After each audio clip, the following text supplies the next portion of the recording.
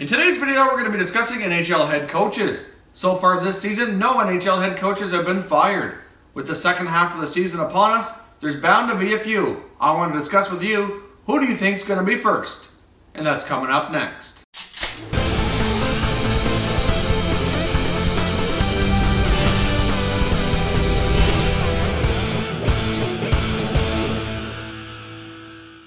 Hey everyone, and welcome back to another video here at Top Shelf Hockey. If you're new to the channel, thanks for stopping by. On this channel, we review and discuss all 31 NHL teams with an unbiased opinion. So if you're a huge hockey fan, consider hitting that subscribe button now so you don't miss anything. As I mentioned in the opener, today's topic is who will be the first NHL head coach to be fired this season. As we approach the second half of the year, we still haven't had any NHL head coaches being dismissed. So it seems like in the last number of years, a lot of teams become impatient with coaches and they seem to be the first to go, since that's a much easier move than making a lot of big name trades. So I've compiled a list of who I feel are the top 3 NHL coaches that are the most likely to be the first one to be fired this season, and I want to discuss with you what you guys think. So make sure you leave some comments down below and let me know, who do you think will be the first NHL head coach to be dismissed this season. Alright, now before I reveal who I think are the top 3, I'm going to give you some names of who I don't think are in danger, even though their teams are not performing well. And the main reason is a lot of these coaches are fairly new, and I think their teams are going to be more patient with them than the guys I've selected as the most likely coaches to be on the hot seat. For example, Phil Housley in Buffalo is in his first season. They also have a brand new GM. You get Jared Bednar in Colorado. I think Joe Sakic acknowledges that he hasn't really given him the best team to really succeed all that well, but they have improved from last year, and Sakic has finally made the Duchesne trade, and I think there's going to be a few more things in the works as this season goes into next year. So I think the Avalanche are going to be patient with Bednar and let him continue on. Some other names of coaches that are new to their role this year, and I wouldn't expect them to be fired, would be Rick Tocchet in Arizona. Obviously they've had a dreadful season, but I would hope that their management team realizes that Rick Tocchet's not really the problem, it's the players on the ice. They've got a lot of young promising talent, and with a combination of other players, and they're just not really doing all that well this year, and I think it's going to be a while before they're really all that competitive. However, I don't think this is on Rick Tocchet. I think General Manager John Chayka realizes this, so I don't expect him to be on the hot seat. Another one is Bob Boughner in Florida. I don't expect him to be released, even though they're not doing the greatest.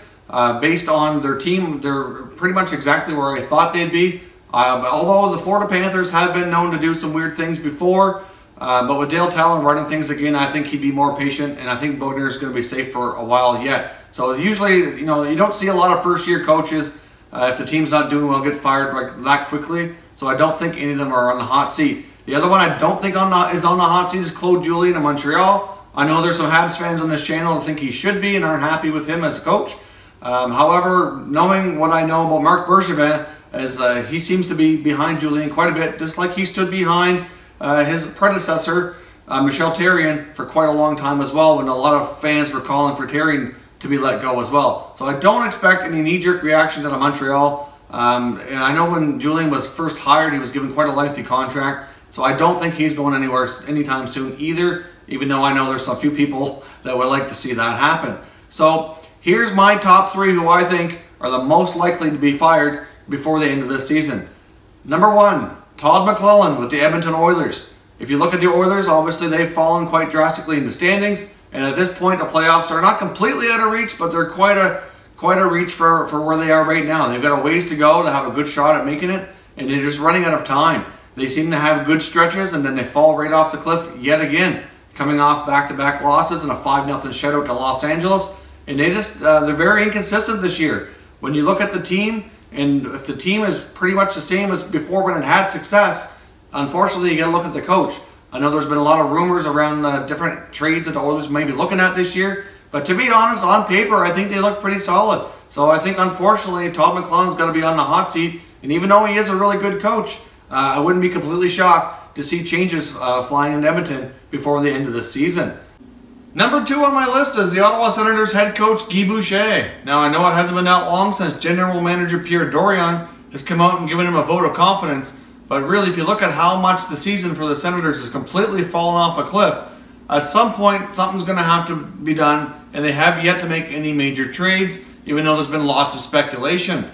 Really, if you look at it, this Senators team is pretty much the same team as last year. There really wasn't a whole lot of change from season to season in Ottawa, and they went from 1 goal away from the Stanley Cup to a couple losses away from the bottom of the basement. So clearly this season has pretty much fallen off a cliff.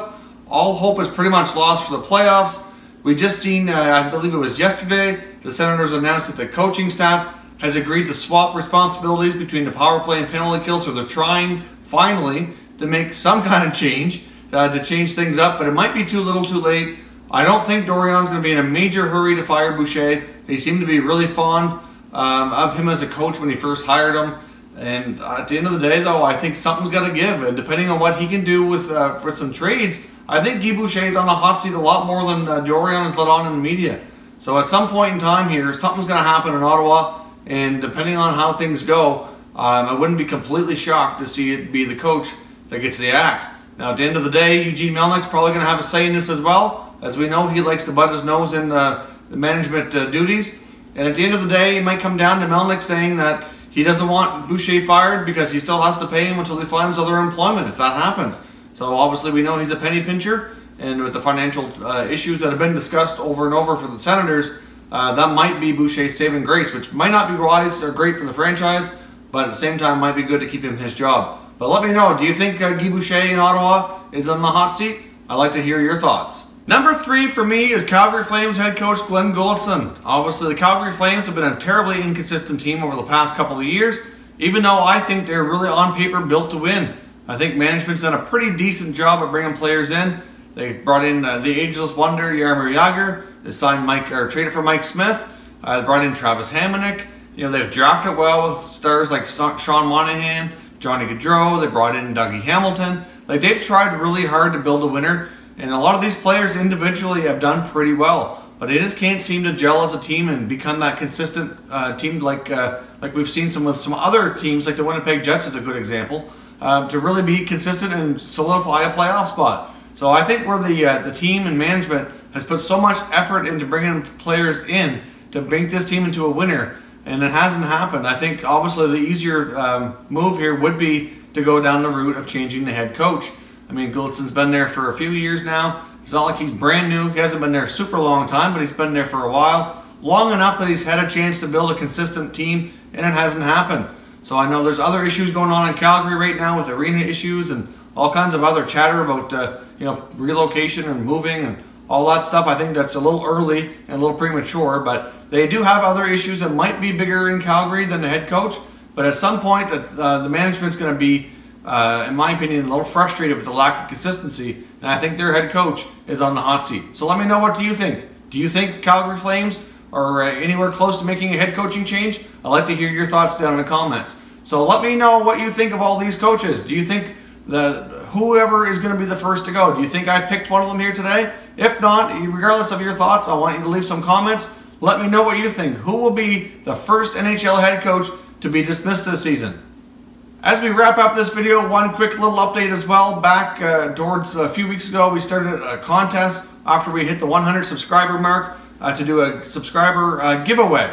So I wanted to do an update. Originally, I had indicated that we were going to leave the opening until December the 31st, and we would do the draw for the winner sometime in early January. Well, what I've done is, since we've done so well with gaining subscribers, we're really close to hitting 200. As I record this, I believe our count is at 192. So what I'd like to do is I'd like to extend this giveaway just a little bit longer, and we'll do the draw when we hit 200. So if any of you people out there are watching and you haven't subscribed yet, please do so. I'm going to leave a link in the description with the video in case you didn't see it, where we went through the giveaway and made that announcement. So you can go back and watch the video. All you have to do is leave a comment on the video saying you want to be part of it, and then I'll do the draw here. Hopefully, it won't take too long to get to 200. And we can do that draw hopefully within the next 3 or 4 days, or as soon as we did it, hit the mark, I'll do the draw that day, and we'll make a quick video doing the draw and doing the announcement, and I'll be contacting the winner from there. So I just wanted to update that because we haven't talked about it in a little while. So stay tuned. So if you haven't already subscribed,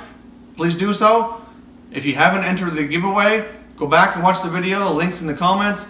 All you gotta do is leave a comment, and we'll be catching you in the next video.